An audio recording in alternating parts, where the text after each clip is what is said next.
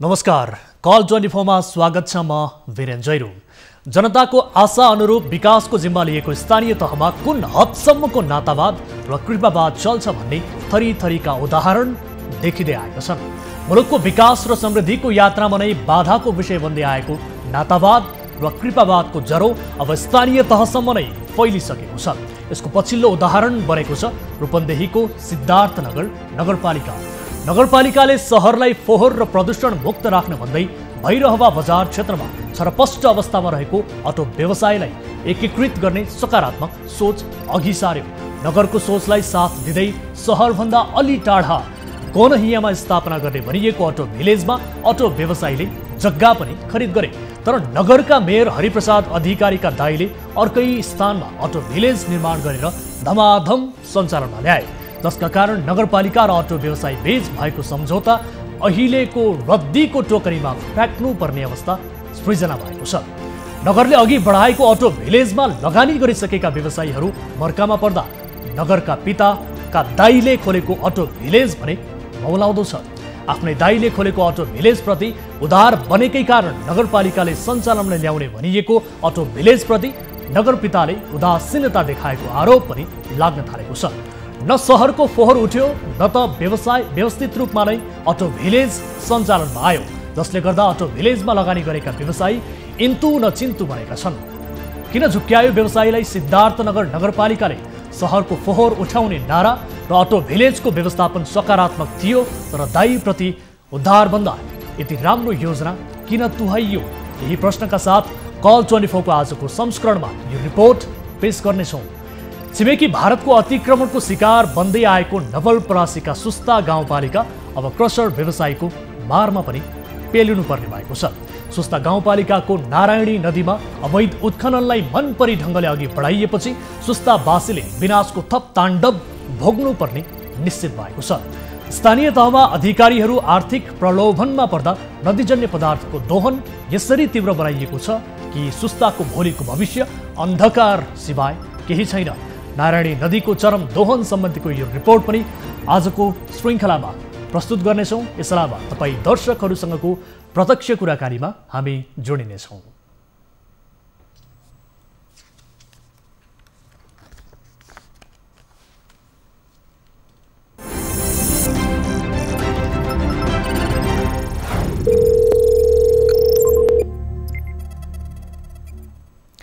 दर्शकहरू, कार्यक्रम कल 24 को नयाँ श्रृङ्खलामा उपस्थित भइसकेका छौँ। विविध विषयहरूसहित आज पनि उपस्थित छौँ।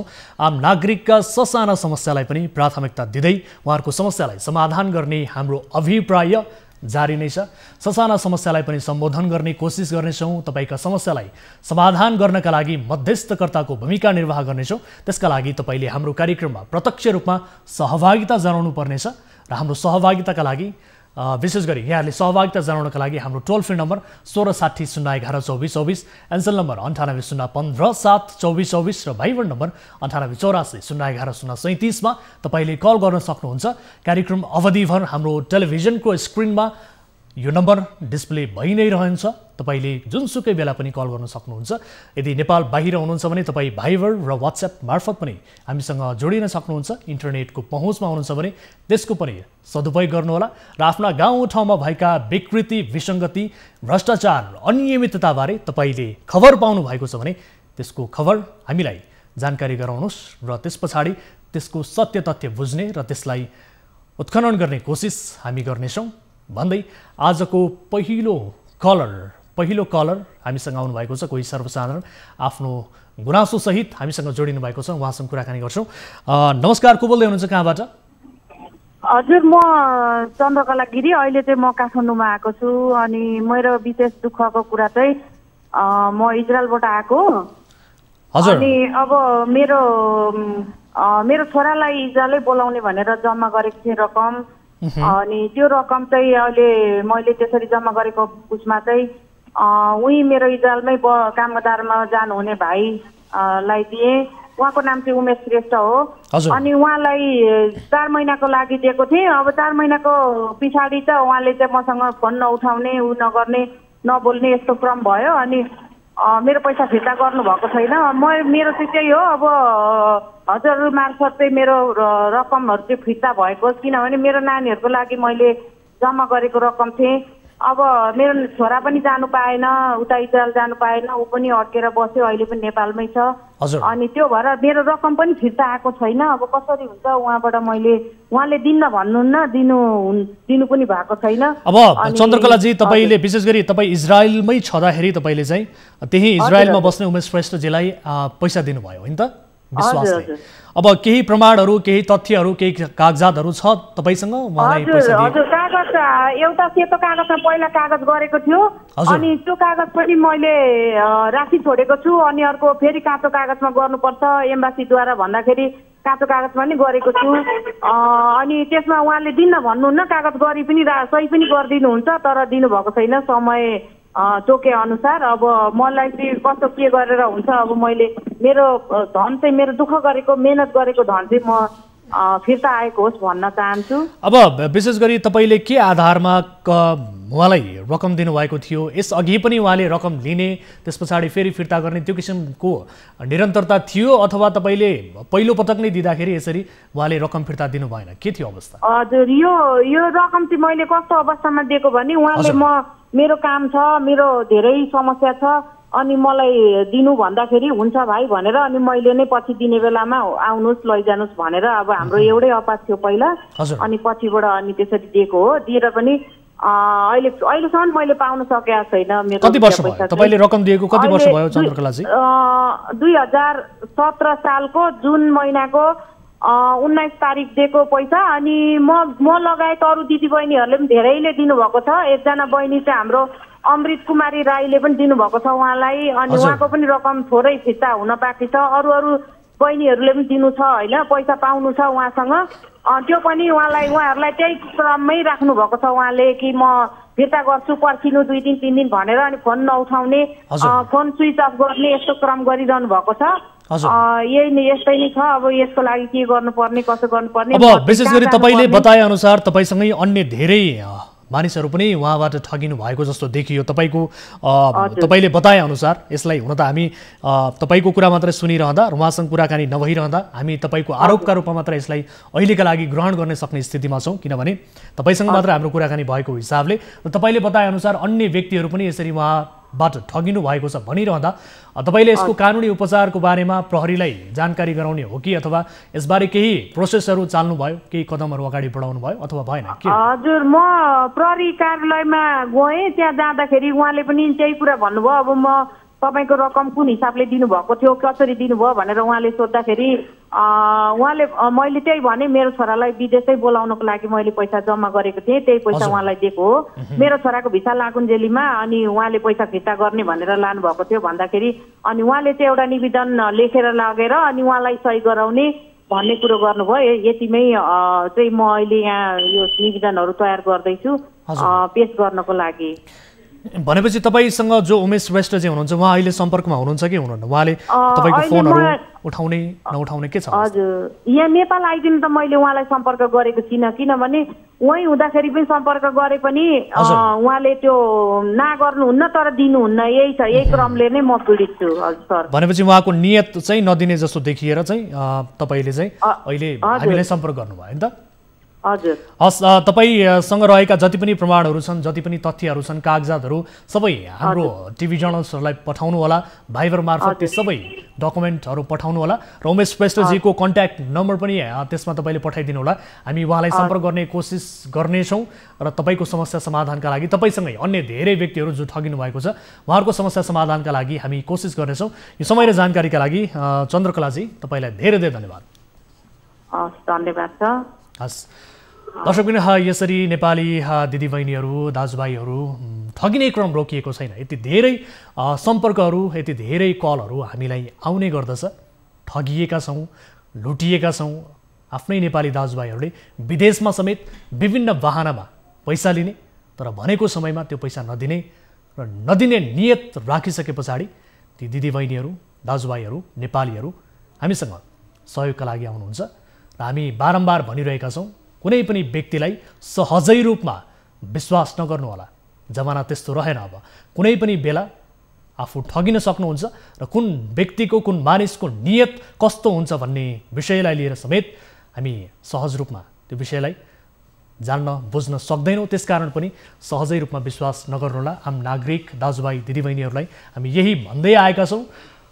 अलिकति विश्वास गर्ने आधारहरू कुनै पनि व्यक्तिलाई यदि हामी सहजै रूपमा विश्वास गरिरहेका छौँ भने त्यसको पृष्ठभूमि के हो, त्यससँग आर्थिक कारोबारको कुरा हामी गर्दैछौँ भने त्यसको पृष्ठभूमि के हो र त्यसका प्रमाणहरू भोलिका दिनमा उसले नदिने नियत राख्यो अथवा उसको नियत खराब रहेछ भन्ने बुझियो अथवा उसको नियत बदलियो भने त्यस पछाडि आफूसँग तथ्य प्रमाणहरू के आवश्यक पर्न सक्छ त भन्ने सवालमा त्यो आर्थिक कारोबार गर्नुभन्दा अगाडि र कुनै पनि कारोबार गर्नुभन्दा अगाडि आफूले सुरक्षित रूपमा राख्नुहोला। हामी आम नेपाली दाजुभाइ दिदीबहिनीहरूलाई यही आग्रह गर्न चाहन्छु।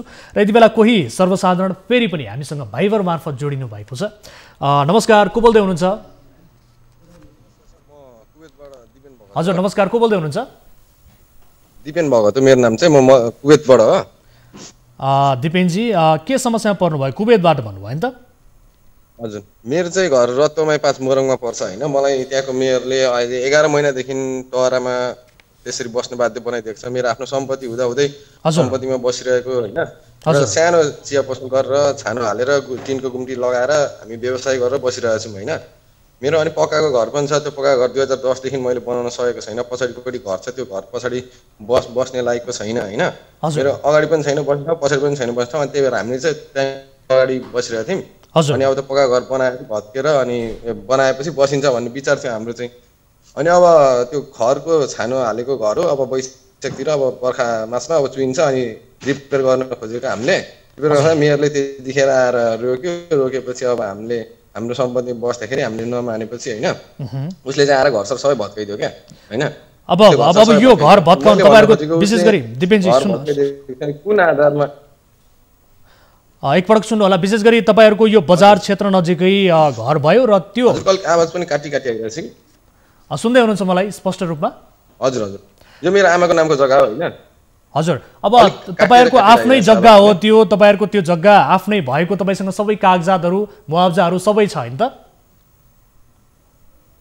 सबै छ मसँग। मैले बैंकबाट 3 लाख लोन पनि लिएको छु सप्तकोशी बैंकबाट हैन। अहिले आएर उसले एउटा इन्टरभ्यूमा के भनेको छ भने हैन, हजुर त्यहाँ पहिला घरै थिएन, उ अचानक आएर बसेको भन्ने कुरा गर्छ हैन। म घर छैन, उसले पर्मनेन्ट गरेर देखाइदियोस् हैन। उसले जे भन्छ म त्यही गरिदिन्छु। म कहाँनिर बसेको थिएँ त देखाइदियोस्। कति वर्ष भयो तपाईहरु त्यहाँ बस्दै आउनु भएको? कति साल भयो? कति सालदेखि बस्दै आउनु भएको छ? 2052 सालदेखि बस्दै आएको हामी त्यहाँ। 2052 सालदेखि बस्दै हैन के, टेम्पररी छानो हालेर बसेको मात्रै हो त्यो, घर पनि हैन त्यो। अब विशेष गरी बजारका लागि चाहिने भन्दै नगरपालिकाले हटाउँदाखेरि तपाईहरुलाई कुनै किसिमको अब त्यो मुआवजाको कुरा होला? तपाईहरुको आफ्नो जग्गा हो, तपाईहरु जग्गा धनी आफै हो भने तपाईहरुलाई मुआवजा दिनुपर्ने होला सबैभन्दा पहिला त, र सँगसँगै वैकल्पिक व्यवस्था गर्नुपर्ने होला, यसबारे पूर्व सूचना पनि दिनुपर्ने होला हटाउनका लागि। यो सबै प्रक्रियाहरू नगरपालिकाले पुरा गर्यो कि गरेन? के छ अवस्था? केही छैन। यो मैले जान्न खोजेको रबिन राई भन्ने मेयर हुनुहुन्छ उहाँको। रबिन राईले व्यक्तिगत भत्काउनु भयो कि नगरपालिकाले भत्काउनु भएको? नगरपालिकाले भत्काएको भने के छ र आधार? उसँग के सूचना गरेको छ हामीलाई हैन? हामी पीडितलाई के सूचना गरेको छ उसले हैन?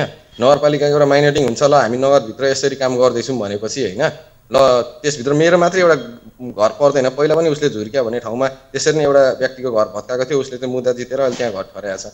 उसले मलाई मात्रै हैन, पटक पटक त्यस्तो गाउँमा त्यसरी गर्दै आइरहेको छ हैन। मैले चाहिँ बुझ्न खोजेको, उसले भन्न खोजेको सार्वजनिक जग्गा हुन्छ। मेरो त्यहाँ एउटा रुख पनि थियो हैन, त्यो रुख 10-12 हजार रुपियाँ मेरो वर्ष नै आम्दानी हुन्छ। सोइजन 2000 लगाएर उखाल्दिएको छ। पानी खाने कल छ, पानी खाने कल धरि उखाल्दिएको छ। बर्खादेखि अहिले बर्खा। दिपेनजी, तपाईको समस्या हामीले बुझ्यौं, तपाईको समस्या बुझ्यौं। तपाईले भन्नुभएको छ जग्गा धनी आफै हौ भनेर भन्नुभएको छ, त्यसको मुआवजाको कागजातहरु सबै हाम्रो भाइबरमा पठाइदिनु होला। र त्यसपछि सँगसँगै हामी नगरपालिकासँग पनि यस विषयलाई लिएर बुझ्ने कोसिस गर्नेछौँ र तपाईको समस्या समाधानका लागि हामी प्रयत्न गर्नेछौँ। आफ्नो तर्फबाट सहयोगका लागि कोसिस गर्नेछौँ। तपाई परदेशी भूमिमा हुनुहुन्छ र तपाईको नेपालमा रहेको घर यति बेला नगरपालिकाले भत्काइदिएको छ। अत्यन्त दुःखदायी पीडा तपाईले हामीलाई सुनाउनु भएको छ। तपाईको बुवा आमा यति बेला टहरामा बसिरहनु भएको छ, तर तपाई विदेशमा हुनुहुन्छ, यतातिर तपाईको घर भत्किएको छ। अत्यन्त पीडादायी विषय रहेको छ। हामी फेरि यो विषयलाई भोलिको कार्यक्रममा विशेष गरी फलो गर्नेछौँ। तपाईँका थप कागजातहरू डकुमेन्टहरू हामीलाई पठाउनुहोला, तपाईँसँग भएका प्रमाणहरू हामीलाई पठाउनुहोला र नगरपालिकालाई यस विषयमा पक्कै पनि हामी प्रश्न गर्नेछौँ र के भएको रहेछ, वास्तविकता के हो भन्ने सवाललाई लिएर हामी कुराकानी गर्नेछौँ। र यति बेला कोही सर्वसाधारण फेरि जोडिनु भएको छ। दर्शकहरू, आज सर्वसाधारणहरूले एकदमै धेरैभन्दा धेरै सहभागिता जनाइरहनु भएको छ। धेरै नेपाली दाजुभाइहरू आफ्नो समस्यामा हुनुहुन्छ, गुनासो हामीलाई गर्न चाहनुहुन्छ। तपाईँहरूकै लागि हाम्रो यो कार्यक्रम तयार गरिरहेका छौँ, तपाईँहरूकै लागि हामी कार्यक्रम सञ्चालन गरिरहेका छौँ। आम नागरिकका ससाना समस्यालाई पनि समाधान गर्ने कोसिस, हाम्रो अभिप्राय, उद्देश्य पनि यही रहेको छ। कोही सर्वसाधारण फेरि जोडिनु भएको छ। नमस्कार, को बोल्दै हुनुहुन्छ? नमस्कार हजुर। हजुर, यहाँको शुभ नाम, कहाँबाट बोल्दै हुनुहुन्छ? म बझाङको बित्थटचिर गाउँपालिकाबाट हर्कडाँड बोल्दैछु। बझाङबाट हर्कदाम। हर्कजी, के समस्यामा पर्नुभयो? के समस्यामा पर्नुभयो? हजुर, ठिक छ। बझाङको बित्थटचिर गाउँपालिकाबाट है। हजुर, ठिक छ। के समस्यामा पर्नुभयो, के जिज्ञासा थियो बताउनु न। तपाईँको बझाङ स्कुलहरू छ, एउटा जयपुरी क्याम्पस जयपुरी मावि र एउटा सुनकुडा नमुना मावि चाहिँ दुईटा नमुना स्कुल पर्छ बझाङको। अनि तपाईँको नमुना स्कुलमा चाहिँ शिक्षक नियुक्ति गर्दाखेरि चाहिँ +2 मा शिक्षक नियुक्ति गर्दाखेरि चाहिँ तपाईँको 25% आधारमा तपाईँको बिना लाइसेन्सको टिचरलाई चाहिँ एउटा आफ्नो नजिकको मान्छेलाई एउटा नियुक्ति गरिएको कुरा चाहिँ।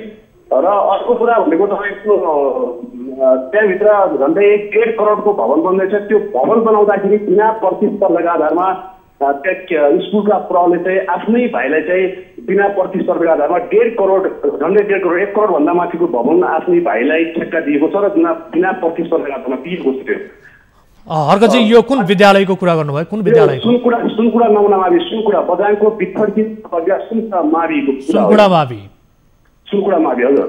अब त्यहाँ अलिकति नातावाद पनि भयो र सँगसँगै भवन निर्माणमा, पूर्वाधार निर्माणमा केही हजुर हजुर मैले गुनासो भनेको के भने नातावाद ठिक छ, तपाईँको प्रतिस्पर्धाका आधारमा राम्रो क्यापेबल मान्छे आउँछ, त्यो ठिक छ। मैले आफ्नो मान्छे राख्छन्, नजिकको एउटा सानैलाई लाग्छन्, त्यो कुरामा मैले मान्छु। त के भइदियो भने त्यहाँ अलिकति राम्रा शिक्षक प्रतिशत बाहिरबाट क्षमतावान मान्छे आउँदाखेरि तपाईँको बिना लाइसेन्सको, लाइसेन्स अनिवार्य भनेर नमुना स्कुलमा चाहिँ लाइसेन्सको रिक्वायरमेन्ट चाहिन्छ, तर बिना लाइसेन्सको मान्छेलाई चाहिँ त्यहाँ आफ्नो मान्छे भनेर त्यहाँ नियुक्ति गरिएको छ। त्यो के भने हाम्रो शिक्षा, हामी यहाँ लोकल मान्छे हो, मेरो छोरा त्यहाँ पढ्छ, मेरा भाइहरू, मेरा छोराछोरी त्यो स्कुलमा पढ्छ, तर मेरा छोरी अब कस्तो खालको उत्पादनमा जन्मिने भन्ने कुराहरू एउटा महत्त्वपूर्ण रह्यो। त्यसले गर्दाखेरि चाहिँ अब आफ्नो मान्छेलाई मात्रै त्यहाँ राख्ने कि अनि क्षमतावान राम्रा मान्छे ल्याएर त्यो शिक्षाको स्तर अलि राम्रो बनाइदिए भन्ने कुरा पनि हो जोडिएको। एकदमै राम्रो कन्सर्न हो तपाईँको। र विशेष गरी के भएको रहेछ यो माध्यमिक विद्यालय जो तपाईँले कुरा गर्नु भएको छ, सुनकुडा माध्यमिक विद्यालय, र सँगसँगै तपाईँले त्यहाँ पूर्वाधारमा पनि केही अनियमितता गर्न खोजिएको? पूर्वाधारमा ठुलो करप्सन छ सर। तपाईँले यो कुरा मैले पहिले पनि बारम्बार कार्यक्रमहरू राख्न खोजेँ। यहाँको ब्युरो संवाददाता विक्रम सिंहलाई पनि मैले भन्न खोजेँ, किनभने 1 करोडको भवन बिना आधारमा टेन्डर नदिकन प्रतिस्पर्धा बिना चाहिँ एउटा घर प्रले क्याम्पसको स्कुलको एउटा प्रले आफ्नै घरको मान्छेलाई दिनु भने कतिसम्मको नियत हो? प्रतिस्पर्धा छ कि छैन? इस्टिमेट बिल बत्ताहरू के मिलाएका छन्? त्यहाँभित्रको एउटा टिचरले भनेको 10 to 4 पढाउने हो र विद्यार्थीले पढ्ने हो। तर एउटा कापी हातमा साउतेर म स्वयं देखेको हुन्छु, यहाँ सिमेन्ट कति आयो, सरिया कति आयो, बालुवा गिटी कति आयो, रुख ढल्या छ कि छैन भन्ने एउटा पढाइलाई त्यहाँको शिक्षाको स्तर राम्रो बनाउन भन्दा पनि त्यहाँ भवनमा आउने कमिसनको भरमा परेको देखियो मैले देख्दाखेरि चाहिँ। र गाउँपालिकाले पनि यो गाउँपालिकालाई पनि मैले धेरै बारम्बार यो कुरामा बोलेँ, बारम्बार मैले खबरदारी गरेँ, तपाईँहरूले गरिदिनु पऱ्यो, राम्रो कुरालाई बोलिदिनु पऱ्यो भन्दा यहाँ अब हरेक कुरा एउटा शिक्षा जस्तो क्षेत्रमा चाहिँ पार्टीगत राजनीतिक कुरा घुसाएर अनि विकासमा राजनीति ठिक छ हर्कजी, ठिक छ, तपाईँले सम्झाउनु भयो, यसका लागि धेरै धेरै धन्यवाद। अत्यन्त एउटा सार्वजनिक चासोको विषयमा तपाईँले अन्य नागरिकहरूको पनि प्रतिनिधित्व गर्दै, अन्य स्थानीयहरूको पनि प्रतिनिधित्व गर्दै आफ्नो विचार प्रस्तुत गर्नुभएको छ, यसका लागि धेरै धेरै धन्यवाद। हाम्रो मास्टर कन्ट्रोल रुममा रहनुभएका साथीहरूले, हाम्रा अन्य टिभी जर्नलिस्टहरूले तपाईँको विस्तृत रूपमा यो घटनाको बारेमा बुझ्नुहुनेछ, टिप्नुहुनेछ र त्यस पछाडि यसलाई हामी रिपोर्ट मार्फत यसको सत्य तथ्य आम दर्शकहरूलाई देखाउनेछौँ। दर्शकवृन्द, गुनासो सार्वजनिक चासोको विषयमा विशेष गरी माध्यमिक विद्यालय जो सुनकुडा मावि छ त्यहाँ भवन निर्माणमा अनियमितता भइरहेको भन्ने किसिमको जानकारी उहाँले दिनुभएको छ र सँगसँगै विद्यालयका प्रधानाध्यापकको एकलौटी शासन चलिरहेको र उहाँले आफन्त नातावाद कृपावाद गरेर कर्मचारी भर्ना गरिरहेको भन्ने किसिमको जानकारी उहाँले दिनुभएको छ। यो जानकारी विशेष गरी कतिको सत्य हो यसलाई अहिलेका लागि भने हामीले आरोपका लागि मात्रै ग्रहण गर्दछौँ। यसको सत्य तथ्य बुझ्नका लागि हामी यसबारे थप अध्ययन गर्नेछौँ र आम दर्शक महानुभावहरूलाई देखाउनेछौँ भन्दै आजको पहिलो विषय रिपोर्ट प्रस्तुत गर्नतर्फ यहाँहरूको ध्यान आकर्षण गराउन चाहन्छु। प्राकृतिक सम्पदाको दोहनका कारण देशमा बाढी पहिरोको जोखिम बढ्दै गएको छ। नदी नालादेखि पहाडसम्म भइरहेको उत्खननका कारण वर्षेनी बाढी पहिरो डुबानका कारण हजारौं नागरिकले दुःख पाइरहेका छन्। यही विषयमा कार्यक्रम कल 24 ले आम नागरिकको आवाज बन्दै यस्ता गतिविधिमाथि निगरानी बढाउँदै आएको छ। यस्तै आजको कार्यक्रममा नवलपरासीको सुस्ता गाउँपालिकाको नारायणी नदीमा अवैध रूपमा भइरहेको नदी उत्खननको विषय हाम्रो प्राथमिकतामा परेको छ। नदी उत्खननका लागि पूरा गर्नुपर्ने मापदण्ड नै पूरा नगरी नारायणी नदी उत्खनन भइरहेको गुनासो बढेको छ। सोही विषयमा चासो राख्नुपर्ने स्थानीय सरकारलाई प्रलोभन देखाई नारायणी नदीमा उत्खनन भइरहेको स्थानीयको भनाइ छ। स्थानीयको यही गुनासोका आधारमा टिभी जर्नलिस्ट नारायण सुवेदीले पठाएको यो विशेष रिपोर्ट हेर्नुहोस्। स्थानीय सरकारले गरेको बेइमानीबारे कार्यक्रम कल 24 ले भण्डाफोर गर्दै आएको छ। रूपन्देहीको सिद्धार्थ नगरपालिकाले अटो व्यवसायीहरूसँग गरेको बेइमानी हाम्रो प्राथमिकतामा परेको छ। भैरहवा बजारलाई सफा सुन्दर बनाउन नगरपालिकाले अटो व्यवसायीलाई नगरपालिका भन्दा पर जग्गा किन्न लगायो अनि आफूले अटो भिलेज निर्माण गरिदिने भन्दै सम्झौता समेत गर्यो। तर नगरपालिकाले सम्झौता गरेको 7 वर्ष बितिसक्दा पनि अटो भिलेज नबनेपछि व्यवसायीहरू मर्कामा परेका छन्। व्यवसायी आयो भने एक ठाउँमा भयो भने त अलिअलि उताबाट पनि आउँथ्यो उताबाट पनि आउँथ्यो। अहिले त जम्मै चिनेको गाडी मात्रै आउँछन्। चिनेकोले त्यस्तो व्यापार छैन। अब कहिले 15 दिन बनी हुँदैन त्यतिकै बसिन्छ। के भइदियो भने अटो भिलेज सञ्चालनमा आउँछ। अब मेर्सा टाइट गरिदियो भने हुन्छ आउँछ कि तपाईँहरू आफ्नो ठाउँमा जानुहोस् अटो भिलेजमा जानुहोस्।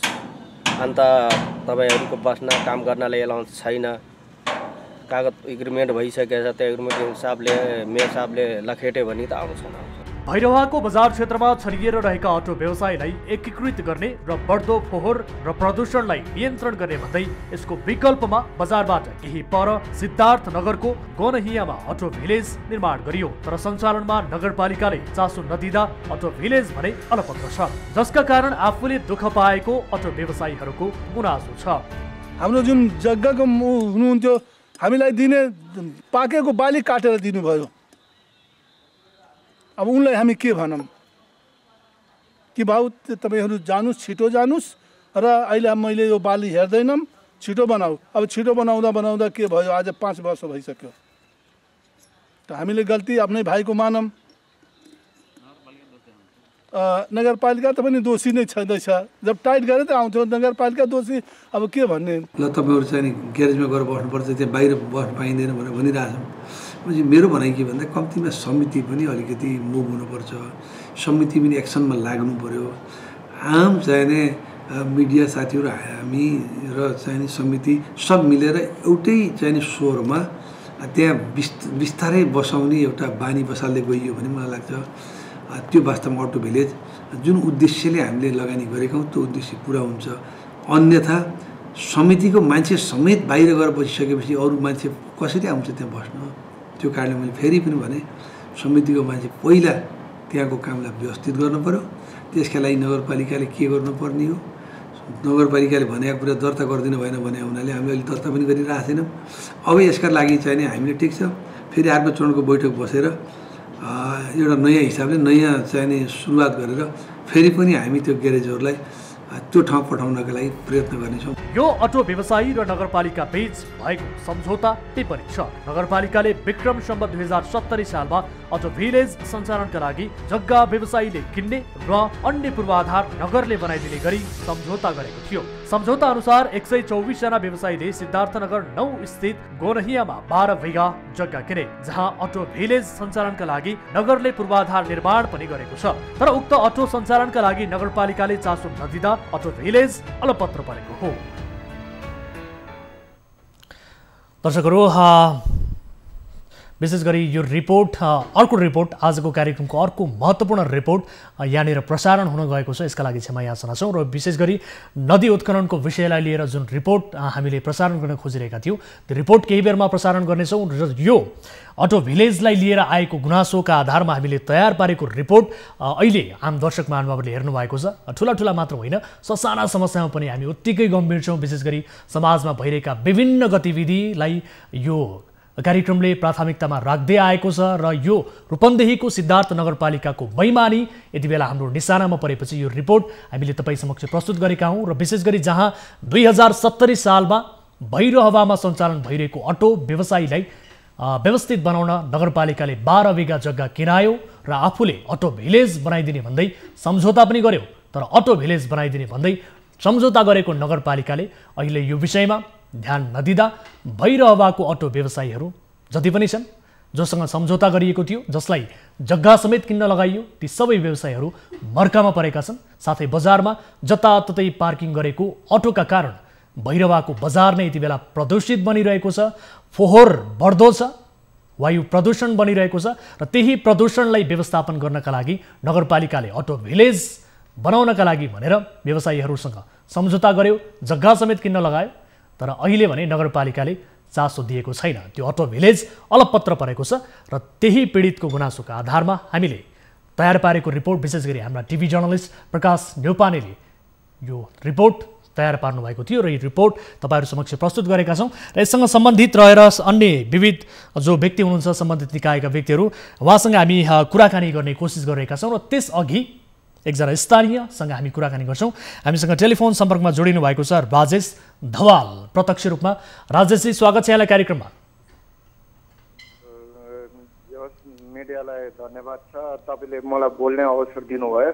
अरूभन्दा पनि हामीहरू यहाँ म आफू व्यक्तिगत भन्दैछु, अटो भिलेजमा अरू साथीहरू आउँछन् भनेर 5 वर्ष अगाडि म यहाँ आइपुगेँ। अब आज आउला भोलि आउला भन्ने तर्करमा साथीहरूलाई कुर्दा अहिलेसम्म जम्मा 8वटा मात्र ग्यारेजहरू आछन्। यो हाम्रो नगरपालिकाको चाहिँ कमजोरी भएको कारणले चाहिँ उता हाइवेबाट कुनै ग्यारेजहरू पनि यता आउने कोसिस गरिरहेको छैन। यो हाम्रो पहिलाको टिकट राई जुन हुनुहुन्थ्यो, उहाँले हामीहरूसँग चाहिँ बाचा गर्नुभएको थियो, म अटो भिलेज जसरी भए पनि त्यहाँ गुनैयामा बनाउँछु भनेर भन्नुभएको थियो। अनि त्यसपछि अहिलेको प्रमुख साहबले अब जानी यहाँ नआओस् भनेर सोच्नु छ कि के हो त्यो त अब थाहा भएन।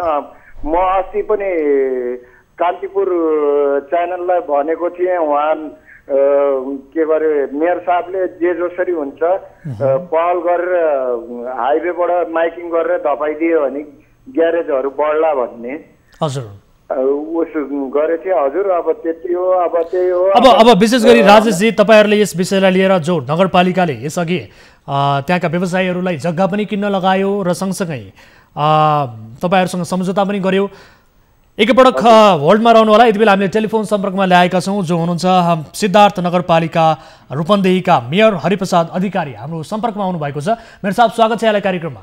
धन्यवाद हजुर। अब यो अटो व्यवसायीहरूको जुन अटो भिलेज निर्माणको कुरा छ, यसलाई नगरपालिकाले सुरुवाती दिनमा निकै चासो देखायो, व्यवसायीहरूलाई जग्गा समेत किन्न लगायो, सम्झौता समेत गर्यो। तर अहिले नगरपालिकाले चासो दिइरहेको छैन यसको सञ्चालनका लागि, किन? सबभन्दा पहिला त हजुरले के बुझ्नु छ भने जग्गा किन्न लगायो भन्ने कुरा होइन, जग्गा किनियो त्यहाँ। हजुर, किन्न लगाएको भन्दा पनि त्यहाँ केही व्यक्तिहरूबाट त्यो भयो। हजुर, कुरा बुझ्नु होइन। हजुर, समस्या के भन्दाखेरि त्यही पनि अब चाहिँ व्यवस्थित गर्ने भनेर हामी सम्पूर्ण चाहिँ सडकदेखि लिएर सबै कुरालाई हामीले बनाइयो।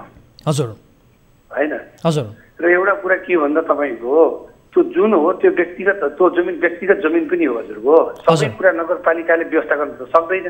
हजुर। मान्छेले त्यहाँनिर के गरिरहेछ भन्दाखेरि मान्छे बस्न गएको मान्छेलाई चाहिँ बिना घर चाहिँ त्यो जमिनको भाडा बढी मागिरहेछ। मान्छे चाहिँ एक त चाहिँ त्यहाँको समितिमा चाहिँ बसेका साथीहरूभित्रै चाहिँ एकत्र नभइकन हामीलाई गाह्रो भएको छ। हामीले त्यहाँ सडक बनायौँ, हामीले त्यहाँ चाहिँ बिजुली बत्ती पुऱ्यायौँ, नाला गरायौँ, सबै गरायौँ। हामीले सबै गरिसकेपछि अहिले पनि हामीले यहाँ दर्ता गराएको छैन। तर के भन्दा त्यहाँ तपाईँको चाहिने त्यो हिसाब किताबको त्यहाँ चाहिने त्यहाँ त्यो के अरे व्यक्तिको भएको हुनाले त्यो हिसाबले त्यसलाई लिडिङ गर्न त्यहाँ सकिरहेको छैन। नगरपालिकाले प्रत्येक व्यक्तिको लिडिङ गर्ने सम्भावना कम छ। आफ्नो आफ्नो इन्ट्रेस्टले त्यहाँ जग्गाको रेट अथवा चाहिँ भाडा लिने यिनी कुराहरू आइरहेको छ। त्यसले गर्दाखेरि हामीलाई व्यवस्थित गर्न गाह्रो भयो होइन। त्यो कारणले त्यही पनि हामीले नगरपालिकाले गर्नुपर्ने सबै गरिरहेछ। तर के भन्दा अब त्यहाँको रेटका बारेमा त नगरपालिका केही गर्न सक्दैन। के छ भन्दा अर्काको व्यक्तिगत सम्पत्तिको नगरपालिका केही गर्ने सम्भावनै छैन त्यहाँ त। हजुर, तर मेयर साहब एकपटक सुन्नु होला, विशेष गरी तपाईँकै दाइकै पनि अर्कै स्थानमा अटो भिलेज निर्माण गरेर धमाधम सञ्चालनमा ल्याइएको बारे जानकारी प्राप्त भएको छ। तर जो व्यवसायीहरू छन् उहाँहरूले के गुनासो के भन्छु भने सुन्नुहोस्, यहाँलाई के भन्छु भने हजुर तपाईँले कहाँ कसको के छ भन्नुभन्दा पनि सम्पूर्ण सबैको छ त्यो कुरा यसरी हजुरले बुझ्नुहोस्। हजुर, मिडियाका हिसाबले हजुरले यसरी बुझ्ने कुरा गर्नुहोस्। किन भन्दा त्यहाँ चाहिँ खालि प्रपर चाहिँ फलानाको भनेर यसरी होइन, सबैका छन् त्यहाँ। किन भयो भन्दा मान्छे त एग्रिमेन्ट गर्यो, हिजोका दिनमा त्यहाँ बनिसकेको थिएन, त्यहाँ बनाउने काम पनि भएको छैन। त्यो बनाएर त दिनु पर्यो नि हजुर, नगरपालिकाले बनाइदिनु। ठिक छ मेयर साहब, नगरपालिकाले अहिले आएर चासो देखाएन, यसअघि सम्झौता पनि गरियो भन्ने किसिमको गुनासो गर्ने व्यक्ति हामीसँग प्रत्यक्ष टेलिफोन सम्पर्कमा हुनुहुन्छ। हेर्नुहोस्, मैले धेरै कुरा तपाईँसँग गरिनँ।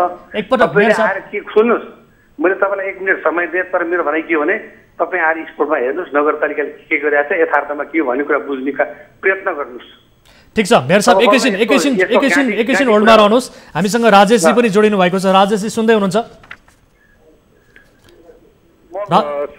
हाम्रो तरिकाले हजुर, मेयर साहबले एग्रिमेन्ट गरेको नपर्नु भएको कि जानी अपुज बन्नुभएको छ, त्यो त मलाई त्यति जानकारी भएन।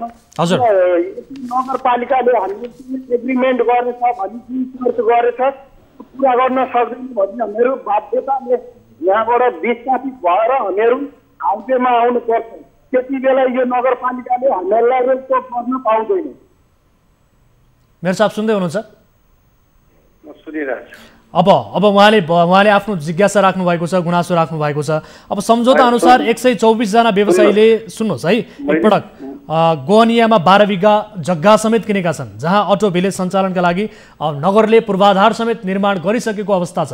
तर त्यो सञ्चालनका लागि चाहिँ चासो देखाउनका लागि के कुराले अवरोध गरेको? किन देखाएन नगरपालिका चासो किन देखाएन भन्ने कुरा हजुरले जहाँ बाटो पुर्याइयो, जहाँ खानेपानी के अरे बिजुली पुर्याइयो, जहाँ चाहिँ हजुरको गरियो, चासो देखाएन भन्ने कुरा त आएन नि हजुर। चासो नदेखाएन भने किन बनाउँथ्यो नगरपालिकाले?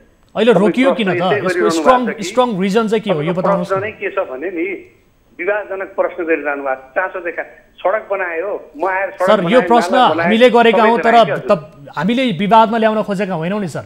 यो किन अलपत्र पर्यो? यो व्यवसायीहरूसँग सम्झौता गरियो, उहाँहरूले जग्गा समेत किन्नु भएको अवस्था छ, उहाँले गुनासो गरिरहनु भएको छ। अहिले यसमा त विशेष गरी यति मात्र होइन सर, बजारको बढ्दो प्रदूषणलाई पनि नियन्त्रण गर्ने उद्देश्यसहित यति राम्रो सकारात्मक सोचसहित सुरु गरिएको यो तपाईँहरूको अभियान किन रोकियो भन्नेमा त जसको पनि चासो रहन्छ नि। सबभन्दा पहिला मैले तपाईँलाई भने त्यो जग्गा जसको मैले उहाँ समितिलाई भनिदिएको छु, जसको हो जे हो त्यहाँ तपाईँहरू आउनुहोस्, आएर चाहिँ टर्म कन्डिसन अनुसार काम गर्नुहोस्, त्यस अनुसार भवन बनाइदिनुहोस्, तपाईँहरूले चाहिँ एग्रिमेन्ट गरेर दिनुहोस्, तपाईँ मान्छे गएर बस्छ, खाली जग्गा त मान्छे गएर बस्दैन।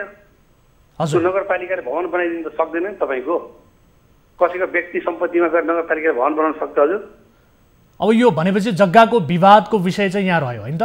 समस्या यहाँनिर हो। त्यो कुरा सुन्नुहोस्, कुरा के बुझ्नुहोस् भने नगरपालिकाले चासो गरेन भनेर भन्नुभन्दा पहिला नगरपालिकाले चासो गरेन भन्ने कुरा ग्राउन्डबाट बुझ्नका लागि मैले अनुरोध गरेँ तपाईँलाई। तपाईँको सम्पादक अरू को यहाँ हुनुहुन्छ ग्राउन्डमा बुझेर मसँग ग्राउन्डमै हामीले ग्राउन्डमै बुझेर ग्राउन्ड स्थानीयको प्रतिनिधित्व गर्दै यो रिपोर्ट हामीले प्रस्तुत गरेका छौँ र सँगसँगै दृश्य पनि दर्शकहरूलाई देखाइरहेका छौँ। हाम्रा प्रतिनिधि गएर टिभी जर्नलिस्ट गएर त्यहाँ रिपोर्ट बनाउनु भएको छ। अल्पत्र रूपमा निर्माणाधीन रहेको योजना किन अल्पत्र पर्यो? सामग्रीहरू छरपष्ट पारेर छोडिएको। अर्काको व्यक्तिगत उसमा गएर हामीले बनाउन मिल्छ तपाईँ भन्नुहोस् त सर? त्यसो भए यो सबभन्दा पहिला ती व्यवसायीहरूलाई किन आश्वासन दिइयो? सुन्नुहोस्, तपाईँको कुरा म सुनिरहेको छु। हजुर, मेरो कुरा सुन्नुहोस्, बताउनुहोस्। तपाईँको आफ्नो मात्रै कुरा नराख्नु। मैले के भने भन्दा तपाईँहरू सबै को हो जमिनमाला आउनुहोस्, त्यहाँ तपाईँहरूले आफ्नो चाहिँ पाल बनाउने काम गर्नुहोस्। त्यसपछि त्यहाँ के रेट दर रेट राखिने हो, त्यहाँ भोलि बाटाका कुराहरू हुन्छन्, त्यहाँ बनावटको कुराहरू हुन्छन्, पर्खा लाउनु नपाउने कुराहरू हुन्छ, भोलि सबै छ। त्यो टर्म कन्डिसन तपाईँले गर्नु भन्दा कोही आएकै छैन, नगरपालिकाले के गर्नु भन्नुहोस् त? अब विशेष गरेर तपाईँहरूले जुन किसिमको आश्वासन सुरुवाती चरणमा दिनुभएको थियो ती व्यवसायीहरूलाई, यस सँगसँगै मैले अघि पनि जानकारी गराएँ सहरको सुन्दरताको कुरालाई पनि जोडिएको छ, प्रदूषण फोहोरका कुराहरूलाई पनि जोडिएको छ, यसलाई पनि व्यवस्थित गर्नका लागि भन्ने किसिमको उद्देश्य राखिएको छ। 7 वर्ष बितिसक्दा पनि यो अटो भिलेज नबनेपछि व्यवसायहरू मर्कामा पनि परेका छन्। हामी निरन्तर त लागिरहेछौँ सर। अब यसको समाधानको लागि के गर्छ सर? सम्झौता गरेको काम भएको छैन भने जसको पनि चासो रहन्छ, नगरले चासो नदिएको भनेर व्यापक गुनासो बढिरहँदा अब यसलाई समाधान गर्नका लागि तपाईँहरूको रणनीति के छ त? कसरी यसको समाधान निस्किन्छ सर? बताउनुहोस् त मेयर साहब। सबभन्दा पहिला हजुरले मैले के भने भन्दाखेरि यसको रणनीतिको समाधान भनेर मैले त्यहाँको समिति जुन छ समितिलाई मैले भनिदिइसकेको छु। यसको समाधानै नहुने अब यो परेको जुन अलपत्र छ अलपत्र नै रहन्छ, यो अगाडि बढ्दैन। होइन, फेरि तपाईँले यो प्रश्न यसरी नसोध्नुहोस् है प्लिज। हजुरले जुन सोध्नु भएको छ नि, मैले के भने, मैले उहाँहरूलाई के भने तपाईँको जमिनवाला को हामीलाई के थाहा हुन्छ भन्नुहोस् त? त्यहाँको जमिनवाला को के हो, कहाँ कहाँ छ, भोलि बिहान बनाउन दिने नदिने सबै कुरा आउन सक्छ। त्यसले गर्दा तपाईँले चाहिँ त्यहाँको मेयर साहब तपाईँले थाहा छैन भन्नुहुन्छ नगरपालिकाभित्र को बसिरहेछ, कसको जग्गा हो, के हो भन्ने कुरा। यति ठुलो योजना बनाउनका लागि नगरपालिका अगाडि बढिरहेछ भने त्यसले तथ्याङ्क पनि सङ्कलन गर्नु पर्ला, डाटा पनि तपाईँहरूले सङ्कलन गर्नु पर्ला नि सर, बुझ्नु पर्ला, समन्वय गर्नु पर्ला। त्यो तपाईँहरूको दायित्व हो नि सर, बुझ्ने काम त नगरपालिकाले गर्नु पर्यो सर। तपाईँ भन्नुहुन्छ हामीलाई थाहा छैन भन्नु, जिम्मेवार व्यक्ति तपाईँ हो, तपाईँले जानकारी लिनु पर्यो। बनाउन मिल्दैन हजुर, त्यहाँ हामीले बनाउन व्यक्तिगत हिसाबले त्यहाँ बनाउने नगरपालिका त्यहाँ बनाउनु मिल्दैन। जो व्यक्ति हो उसले बनाउनु पर्छ त्यहाँ आफ्नो फाइलहरू। हामी त भनिरहेको छौँ आउनुहोस्, गराउनुहोस्, चाँडो गर्नुहोस्, चाँडो लानुहोस्। दर्ता चाहिने हामीले यहाँ दर्ता पनि गरिरहेको छैनौँ। हामीले भनेको छौँ तपाईँहरू वहाँ गएर गुनाहीमा चाहिने गराउनुहोस् भन्दा अस्ति भर्खरै 2-4 जना आएको त्यहाँ। त्यो चाहिँ हजुर त्यहाँ त कहाँ गएर बस्ने, हामी त्यो बनाएकै छैन कसैले भन्छ। त्यसको के गर्ने? ठिक छ मेयर साहब। राजेशजी सुन्दै हुनुहुन्छ मलाई एकपटक? हजुर सर। हेलो राजेशजी सुन्दै हुनुहुन्छ? म यहाँ एउटा बैठकमा छु, तपाईँको 1 मिनट भने हुनाले मैले तपाईँलाई समय दिएँ। पहिले पनि भनेको थियौँ कि हामीहरूको भवन बनाइदिनु पर्ने, हामीहरू सर्छौँ भनेर हामीहरूले त्यो कुरा भनेको छैन। मेयर साहबले भर्खरै घरको कुरा जुन गर्नुभयो त्यो गलत कुरा गरिराख्नु भएको छ। हामीहरूले यति मात्रै भनेछौँ तपाईँले माइकिङ गराइदिनुहोस्, माइकिङ गराएर हाम्रो मिडियाहरूलाई तपाईँले आफ्नो नगर प्रहरी लगाएर हुन्छ कसरी हुन्छ तपाईँहरू हाइवेबाट पठाउनुहोस् भनेर भन्दाखेरि उहाँले चासो नदेख्ने जस्तो गर्नुभएको छ। मेयर साहब सुन्दै हुनुहुन्छ? म सुनिरहेको छु। मसँग मैले 1 मिनट भनेर समय माग्यो, म बैठकमा छु हजुर। अरू केही छैन भन्नु सर। यसको समाधान कसरी निस्किन्छ? यति धेरै गुनासो बढिरहेको छ। यति मात्र होइन सर, तपाईँलाई व्यक्तिगत रूपमा आफ्नै दाइले खोलेको अटो भिलेजप्रति तपाईँ उदार बनेकै कारणले गर्दाखेरि नगरपालिकाले यसलाई चासो नदिएको भन्ने किसिमको गुनासो बढिसके पछाडि यो किसिमको प्रश्न तपाईँमाथि उठिसके पछाडि यसको जवाब तपाईँले दिनुपर्छ सर। स्पष्ट पारिदिनु सर, स्पष्ट यसलाई स्पष्ट पारेर जानु सर। म धन्यवाद भने हजुरलाई। मैले 1 मिनट भने हुँदा तपाईँलाई 4 मिनट मैले समय दिएँ। म बैठकमा छु सर। यसको समाधानको बाटो के हुन्छ यति बताइदिनुहोस् न सर। यो कुराकानी गरिसके पछाडि उहाँ समिति आएर मसँग कुरा गरेर समितिले अगाडि बढाउनु पर्यो र जमिनवाला आउनु पर्यो। म तयार छु। हस्, समय र जानकारीका लागि धन्यवाद। तपाईँसँग हामी फेरि पनि जानकारी लिनेछौँ। विशेष गरी मेयर साहबले जुन किसिमको जवाब दिनुभएको छ यो जवाब आफैमा पूर्ण छैन।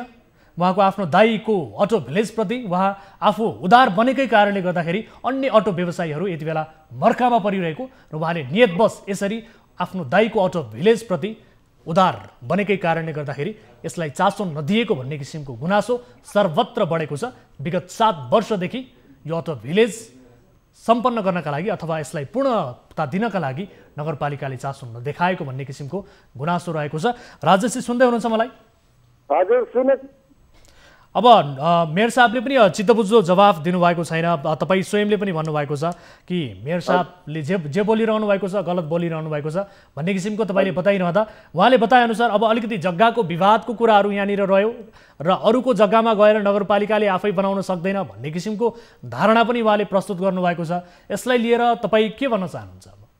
मैले मेयर साहबले त्यस्तो भन्नुहुन्छ भने म यो भन्न चाहन्छु नगरपालिकाले हामीहरूलाई व्यवस्थित गरोस्, उसले आफ्नो जग्गामा हामीहरू यो पलाटीमा शिक्षाबन्दी लिएको जग्गा हामी त्यसरी नगरपालिकाको जग्गामा जान्छौँ। तर नगरपालिकाले व्यवस्थित पहिला नम्बर नगरपालिकाले हामीहरूसँग के भने हामीहरूको सरकारी जग्गा छैन, तपाईँहरू जग्गा बाँकी पूर्वाधार हामीले पुरा त्यसपछि मेकानिक्सहरूलाई पनि त्यहाँ लाने पहल गरिदिन्छौँ भनेर टिका दत्त अहिले गर्नुभयो। हस् हस् राजेशजी, हस् तपाईँसँगको कुराकानी पनि बुझियो, तपाईँहरूको गुनासो पनि हामीले उठाउने प्रयास गऱ्यौँ र यसको समाधानका लागि आगामी कार्यक्रममा फेरि पनि यसलाई महत्त्वका साथ प्राथमिकताका साथ उजागर गर्नेछौँ र यो समय र संवादका लागि तपाईँलाई धेरै धेरै धन्यवाद। दर्शकहरू, यति बेला स्थानीय राजेश धवालाजी हामीसँग जोडिनु भएको थियो, उहाँसँग कुराकानी गऱ्यौँ र उहाँसँग कुराकानी गरिसके पछाडि मेयर साहबसँग पनि हामीले यसबारे केही बुझ्ने कोसिस गऱ्यौँ र आगामी कार्यक्रममा यो विषयलाई फेरि पनि फलो गर्नुपर्ने देखिएको छ। यस विषयलाई हामी आगामी कार्यक्रममा फेरि पनि प्राथमिकताका साथ उजागर गर्नेछौँ भन्दै आजको अर्को विषयतर्फ यहाँहरूको ध्यान आकर्षण गराउन चाहन्छु। विशेष गरी केही बेर अघि जानकारी गराएको थिए, प्राकृतिक सम्पदाको दोहनका लागि विशेष गरी यो प्राकृतिक सम्पदाको दोहन गर्ने क्रम देशमा यति बेला बढिरहेको कारणले बाढी पहिरोको जोखिम समेत बढ्दै गएको छ। नदी नालादेखि पहाडसम्म भइरहेको उत्खननका कारण वर्षेनी बाढी पहिरो डुबानका कारण हजारौं नागरिकले दुःख पाइरहेका छन्। यही विषयमा हामीले एउटा रिपोर्ट बनाएका छौँ र आजको कार्यक्रममा विशेष गरी नदी उत्खनन सम्बन्धी विषयलाई लिएर नवलपरासीको सुस्ता गाउँपालिकाको नारायणी नदीमा अवैध रूपमा उत्खनन भइरहेको जानकारी प्राप्त भएको छ र यही जानकारीका आधारमा हामीलाई टिभी जर्नलिस्टले पठाउनु भएको रिपोर्ट छ। सरकारलाई प्रलोभन देखाई नारायणी नदीमा अवैध उत्खनन भइरहेको बारे स्थानीयको गुनासो बढेपछि टिभी जर्नलिस्ट नारायण सुवेदीले पठाएको यो रिपोर्ट हेर्नुहोस्। नेपालमा पछिल्लो समस्या बन्दै आएको क्रसर उद्योग सञ्चालनले प्राकृतिक सम्पदाहरूको तीव्र रूपमा दोहन भइरहेको छ। यस्तै आज कार्यक्रम पल 24 को निशानामा नवलपरासीको सुस्ता गाउँपालिकाको नारायणी नदीमा भइरहेको अवैध नदी उत्खनन गरेको छ। क्रसर सञ्चालकहरूले गाउँपालिकाका जनप्रतिनिधिलाई प्रलोभन देखाई नदी दोहन गरिरहेको गुनासो स्थानीयले हामीलाई गरेका छन्। नदी उत्खननका लागि पुर्याउनु पर्ने कुनै पनि मापदण्ड पूरा नगरी तीव्र रूपमा नदी दोहन भइरहेको उनीहरूको भनाइ छ। यो विषयमा स्थानीय सरकारलाई बारम्बार झकझकाउँदा पनि कुनै सुनवाई समेत नभएको उनीहरू बताउँछन्। केही स्थानीय ढुवानी व्यवसायी तथा ढुङ्गागिटी बालुवा सप्लायर्सहरूले स्थानीय सरकारका जिम्मेवार पदाधिकारीलाई आर्थिक प्रलोभनमा पारी उत्खनन तथा अवैध भण्डारण गरिरहेका छन्। नदीजन्य पदार्थ तस्करहरूले खुलेआम दैनिक रूपमा अवैध स्टक जम्मा गरिरहे पनि स्थानीय सरकार भने मुख दर्शक बनेको छ। स्थानीय प्राकृतिक स्रोत साधनको संरक्षण अनुगमन गर्ने स्थानीय प्रहरी प्रशासनको आँखै अगाडि यो अवैध कारोबार भइरहँदा पनि स्थानीय प्रहरी प्रशासनले चासो दिएको छैन। नदीजन्य पदार्थको अवैधानिक चोरी निकासीलाई गाउँपालिका एक्लैले मात्र नियमन र व्यवस्थापन गर्न नसक्ने भन्दै गाउँपालिकाका अध्यक्ष रामप्रसाद पाण्डेले गैर जिम्मेवारी जवाफ दिइरहेका छन्। दर्शकहरू, देशका विभिन्न स्थानमा प्राकृतिक सम्पदामाथिको दोहन हुने क्रम रोकिएको छैन। यसबारे हामीले निरन्तर रूपमा कार्यक्रम कल 24 मा हामीले देखाउँदै पनि आएका छौँ र सम्बन्धित निकायको ध्यान आकर्षण पनि गराउँदै आएका छौँ। गृह मन्त्रालयले समेत अवैध उत्खननलाई रोक्नका लागि स्थानीय प्रशासनलाई निर्देशन गरे पनि देशका केही भागमा केही समय रोकिए जस्तो भयो। तर अझै पनि अवैध उत्खनन जारी नै छ, प्राकृतिक सम्पदामाथिको दोहन जारी नै छ। कतिपय जिल्लामा प्रमुख जिल्ला अधिकारीको समेत सरुवा भएको स्थिति छ। यस किसिमको क्रसर उद्योगीहरूको हिमाकत हैसियतका कारणले र जनप्रतिनिधिहरू प्रलोभनमा परिदिँदा विशेष गरी यस किसिमको दोहन हुने क्रम रोक्न सकिएको छैन। मापदण्ड विपरीत क्रसर उद्योगहरूले विभिन्न किसिमका नदी प्राकृतिक सम्पदामाथि दोहन गरिरहेका छन्। यसबारे थप जानकारी लिन्छौँ। यति बेला हाम्रा स्थलगत रूपमा जहाँ यो उत्खनन भइरहेको छ त्यहीबाट प्रत्यक्ष रूपमा हामीसँग जोडिनु भएको छ। थप जानकारी गराउनका लागि हाम्रा टिभी जर्नलिस्ट नारायण सुवेदी प्रत्यक्ष रूपमा। नारायण, सुन्दै हुनुहुन्छ मलाई? हजुर हजुर। हुन त हामीले रिपोर्ट मार्फत पनि विस्तृत रूपमा दर्शकहरूलाई धेरै कुराहरू बताइसकेका छौँ, जानकारी गराइसकेका छौँ। अहिले तपाईँ स्थलगत रूपमै हुनुहुन्छ, त्यहीँ हुनुहुन्छ, त्यहाँको अवस्था के छ र यो उत्खननका लागि कसले अनुमति दिइरहेको छ? मापदण्ड विपरीत पनि उत्खनन गर्ने यो 8 क्रसर उद्योगीहरूलाई कसरी आइरहेको छ यसबारे बताउनुहोस् त। जस्तो यो सम्बन्धमा के भइरहेको छ भने यो नारायणी नदी छ, यसका प्रत्येक किनारमा यो डम्पिङ गरेर नदीजन्य पदार्थहरू राखिरहेको अवस्था छ। यहाँका स्थानीय केही व्यापारीहरू र क्रसर व्यवसायीहरू पनि केही हुनुहुन्छ। उहाँहरूले अब यो नियमन गर्नुपर्ने यो स्थानीय सरकार प्रमुखको नाताले गाउँपालिकाको प्रमुखले गर्नु पर्थ्यो। र उहाँले आफ्ना यी सुरक्षाका संयन्त्रहरूलाई परिचालन गरेर यसको चाहिँ रोकथामको लागि गर्नुपर्छ र बन्दोबस्ती तरिकाले यसको नियमसङ्गत तरिकाले यसको समयमै ठेक्का बन्दोबस्ती पनि गर्नुपर्ने अवस्था थियो।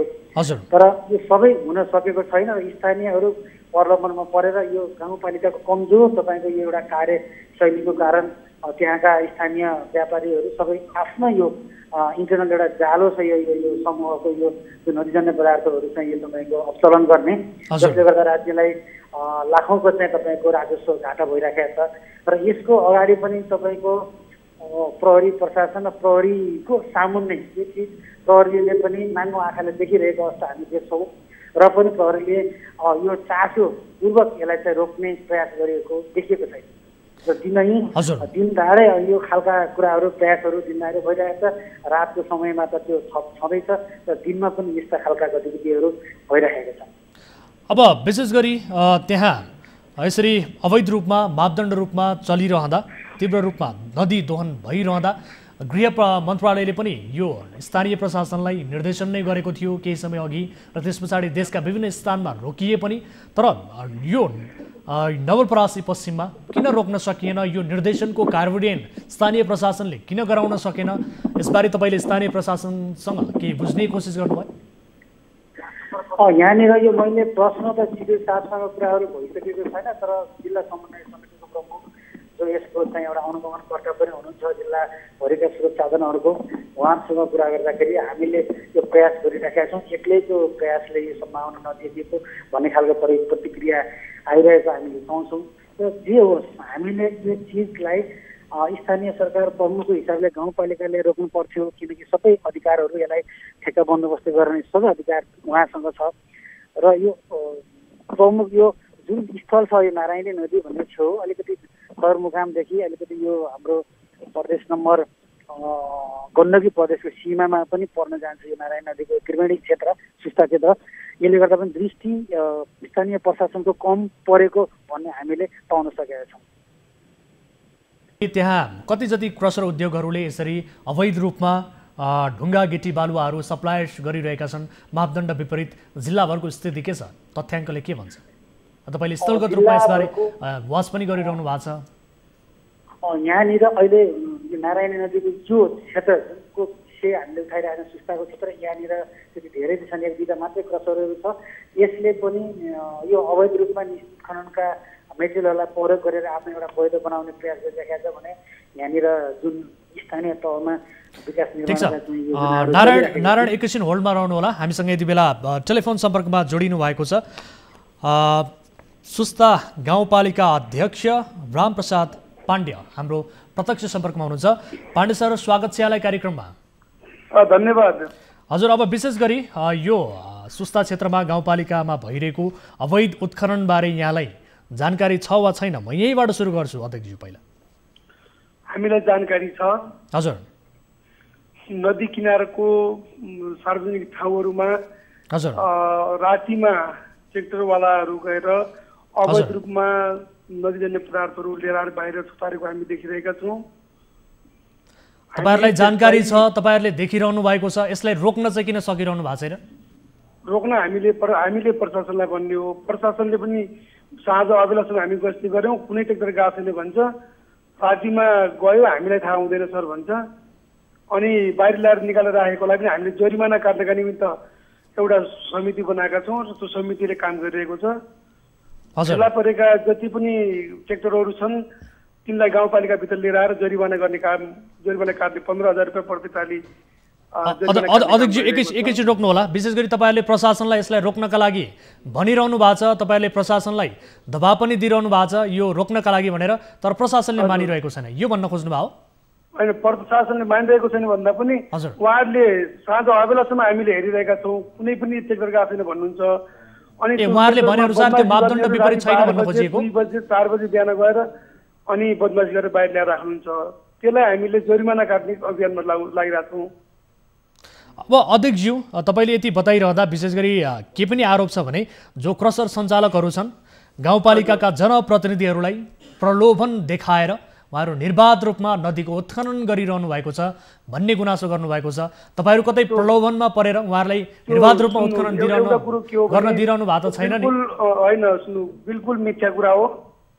मलाई लाग्छ हामी मात्र होइन, कुनै जनप्रतिनिधि, त्यहाँ वडा अध्यक्ष, वडा सदस्यहरू कोही पनि कुनै क्रसर सञ्चालन गर्नेहरूको एक चिया पनि खानु भएको छैन।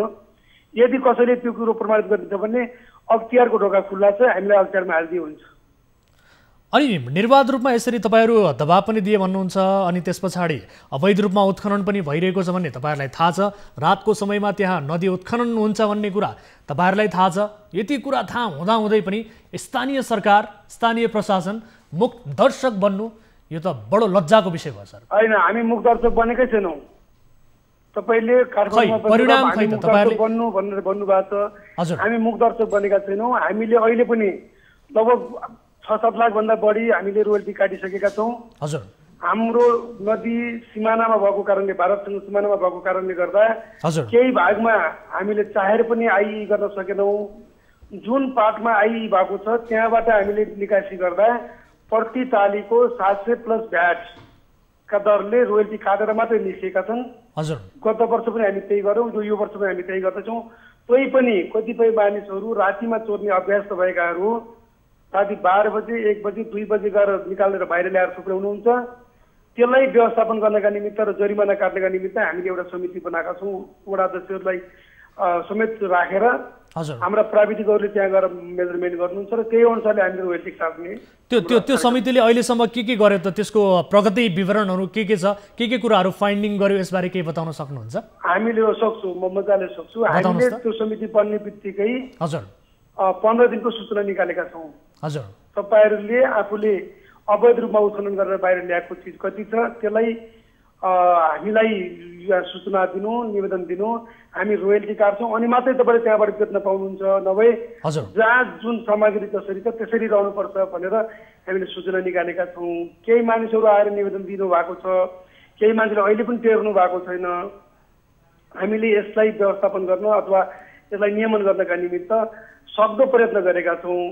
कुनै गाउँपालिकाका जनप्रतिनिधिहरूले ट्र्याक्टरवालासँग अथवा स्थानीय अरू त्यो चोरी निकासी गर्नेहरूसँग मिलेर कुनै अवैध रूपमा काम गरिरहेको मलाई त्यस्तो विश्वास लाग्दैन। यदि हामीलाई कसैले त्यस्तो भन्छ भने पनि त्यो त्यसमा विश्वास नगर्नका निमित्त आग्रह गर्न चाहन्छु। अब अध्यक्षजी, यो रोकिन्छ कि रोकिन्न त? तपाईँलाई के लाग्छ? विशेष गरी अब तपाईँहरूमाथि पनि आरोप छ। अध्यक्षजी एकपटक सुन्नु होला। यस्तो छ, यसलाई रोक्नका निमित्त तपाईँ जस्तै जनप्रतिनिधिहरू अन्य पनि हुनुहुन्छ होला। अब तपाईँ स्वयं अब यसलाई बन्द नै गर्नुपर्छ भनेर लागिरहँदा अन्य जनप्रतिनिधिहरू कतै प्रलोभनमा परेर यसलाई निर्बाध रूपमा उत्खनन गर्न दिइरहेका छन् भन्ने किसिमको स्थानीयको आरोप पनि छ। मैले तपाईँलाई केही बेर अघि पनि भनिसकेँ। अब यो आरोपलाई चिर्नका लागि पनि र सँगसँगै तपाईँहरूलाई जानकारी हुँदै पनि यो नरोकिनु, यो दुईटा कुरा शङ्का गर्ने विषय पनि रहन्छ। एउटा कुरो यहाँले पनि राम्रोसँग बुझ्नु भएको छ, जनप्रतिनिधिले मात्रै चाहेर ठिक छ। हामी स्थानीय प्रशासनलाई पनि यस विषयलाई लिएर सोध्छौँ। हामी कोसिस गरिरहेका छौँ।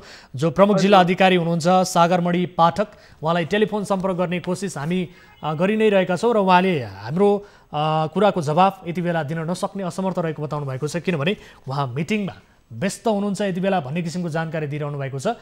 र यद्यपि हिजो बिहान मात्रै इलाका प्रहरी कार्यालय बेलाटारीका इन्सपेक्टर साहबलाई मैले यो साह्रै बदमासी भयो, यो सबै प्रशासन र हामी जनप्रतिनिधि बदनाम हुने काम भइरह्यो।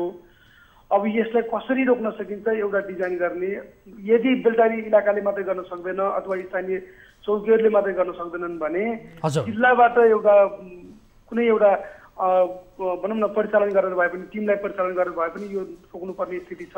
अध्यक्षजी ठिक छ। अब कार्यक्रमको अन्तिममा पनि छौँ हामी, र विशेष गरी यो अवैध उत्खनन भइरहेको छ र नदीजन्य पदार्थ तस्करहरूले खुलेआम दैनिक रूपमा चाहिँ अवैध रूपमा स्टक गरेर ढुङ्गा गिटी बालुवाको चोरी निकासी गरिरहेका छन् भने तपाईँ स्वयंलाई पनि थाहा छ, सारा सर्वत्र स्थानीयलाई पनि थाहा छ, प्रशासनलाई पनि थाहा छ भने यसलाई रोक्न नसक्नु स्थानीय प्रशासनमाथि पनि एउटा ठुलो प्रश्न चिन्ह खडा हुनु हो र स्थानीय सरकारमाथि पनि, तपाईँ जनप्रतिनिधिहरूमाथि पनि एक किसिमको मुखदर्शक बनेको भन्ने किसिमको आरोप लागेको छ र तपाईँहरूमाथि पनि ठुलो एउटा प्रश्न चिन्ह खडा हुनु स्वाभाविक पनि हो। सुन्नु, हामी मुखदर्शक बनेकै छैनौँ, चाहे सशस्त्र, चाहे नेपाल जनपद प्रहरी।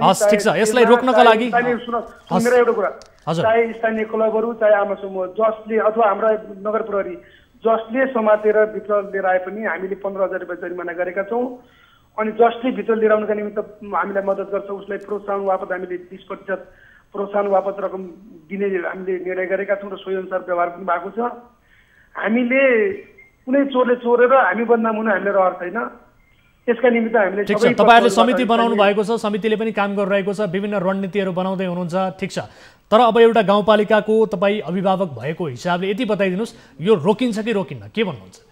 हाम्रो अधिकतम प्रयत्न रहन्छ। प्रशासनले साथ दियो भने हामी 1 2 3 एक चमच एक बेलचा बालुवा गिटी बाहिर छैन, प्रशासनले साथ दिनु रोक्नुहुन्छ हैन त? यदि प्रशासनको साथ पाउनु भयो जनप्रतिनिधिको तर्फबाट कसैले पनि कुनै सम्माननीय प्रधानमन्त्रीजीको आफ्नै घरको ट्र्याक्टर यदि आयो भने पनि हामी रोक्छौँ। हस्, यो प्रतिबद्धताका लागि धन्यवाद अध्यक्षज्यू। आगामी कार्यक्रममा फेरि पनि यहाँसँग कुराकानी गर्नेछौँ। समय र संवादका लागि धेरै धेरै धन्यवाद। यहाँले हाम्रा विचारहरू राख्ने र हाम्रा प्रयासहरू सम्प्रेषण गर्ने अवसर दिनुभयो, धन्यवाद।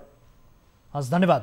र सँगसँगै हाम्रा टिभी जर्नलिस्ट नारायण सुवेदीलाई पनि धेरै धेरै धन्यवाद दिन चाहन्छु र यो विषयलाई आगामी कार्यक्रममा फेरि पनि फलो गर्नेछौँ। र मलाई जानकारी प्राप्त भएअनुसार कोही सर्वसाधारण हामीसँग जोडिनु भएको छ आफ्नो गुनासोसहित। छोटोमा उहाँको गुनासो सुन्छु। नमस्कार, को बोल्दै हुनुहुन्छ, कहाँबाट? हेलो, नमस्कार सर। हजुर, को बोल्दै हुनुहुन्छ, कहाँबाट? यहाँ भक्तपुरबाट बोलिरहेको छु, सुजित कुमार साई बोल्दैछु सर। भक्तपुरबाट सुजितजी? हजुर सर। सुजितजी, के समस्यामा पर्नुभयो, के गुनासो थियो, के जिज्ञासा थियो, छोटकरीमा राख्नु होला। यो ओरिएन्टल फाइनेन्समा हामीले 2066 सालमा हामीले फिक्स डिपोजिट पैसा हालेको थियो हाम्रो यो ओरिएन्टल फाइनेन्समा हैन सर? हजुर। अनि यो 66 साल हाम्रो फिक्स डिपोजिट डेट एक्सपायर भयो भने हामीले कतिजना सर्वसाधारणहरूको पनि अहिलेसम्म हामीले पैसा फिक्स डिपोजिट रकमहरू हामीले फिर्ता लिन सकेको छैन। अनि जुन ओरिएन्टल फाइनेन्समा रहेका जुन कमिटी बनाएर खडा भएका व्यक्तिहरूले चाहिँ जहाँसम्म लाग्छ उहाँहरूले चाहिँ लिनुभएको जस्तो छ। अनि उहाँले लिने बित्तिकै अहिले उहाँहरूले चाहिँ यो काम हामी गर्न सक्दैन भनेर हामी जस्ता अब उहाँहरूको पछि लाग्नेहरूले चाहिँ अहिलेसम्म चाहिँ हामीले पैसा चाहिँ पाएका छैनन् कि सर। अनि कति राख्नु भएको छ तपाईँले फिक्स डिपोजिटमा? कति पैसा राख्नु भएको थियो?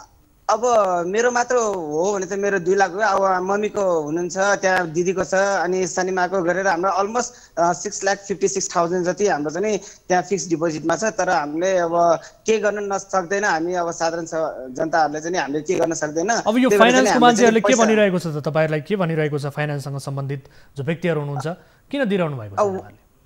अब उहाँहरूले चाहिँ जहाँ कमिटी भएका व्यक्तिहरूले चाहिँ उहाँले जहाँसम्म लाग्छ उहाँले लिइसक्नु भएको छ। अनि उहाँले चाहिँ नलिउन्जेलसम्म उहाँले हामी गरिदिन्छु लिइदिन्छु भन्ने कुरा गर्नुभयो।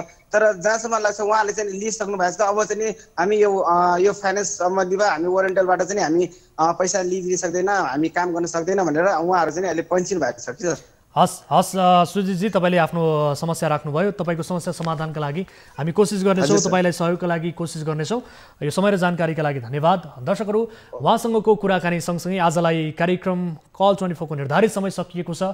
कुनै आपद विपदमा पर्नु भएको छ भने तपाईँले पनि आफ्ना जिज्ञासाहरू राख्न सक्नुहुन्छ। ससाना समस्यालाई पनि तपाईँले हामीलाई राख्न सक्नुहुन्छ। जुनसुकै समस्या, तपाईँका ससाना समस्यालाई पनि हामी समाधान गर्ने र त्यसलाई उजागर गर्ने कोसिस गर्नेछौँ भन्दै हाम्रो सम्पर्क नम्बर रहेको छ विशेष गरी टोल फ्री नम्बर 1660 011 2424, एन्सल नम्बर 98 015 7 2424 र भाइबर नम्बर 98 84 011 037 मा तपाईँले कल गर्न सक्नुहुन्छ। 24 घण्टा जुनसुकै बेला पनि तपाईँका समस्या सुन्नका लागि हामी तैनात छौँ, तयार छौँ भन्दै आजका लागि बिदा हुन्छौँ। हामी निरन्तर न्युजमा छौँ। नमस्ते।